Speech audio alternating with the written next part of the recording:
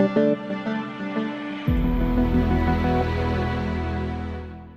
to hard reset the OnePlus 8. Step 1. At first switch off the smartphone by holding the power button for a couple of seconds. Step 2. In the second step, push volume down and power keys for a few seconds. Step 3. Let go of all buttons if you see the OnePlus logo on the screen. For further detailed guide, please check the link in the description. There you will find further steps on how to hard reset your smartphone.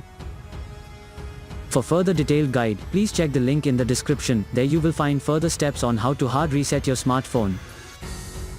For further detailed guide, please check the link in the description. There you will find further steps on how to hard reset your smartphone.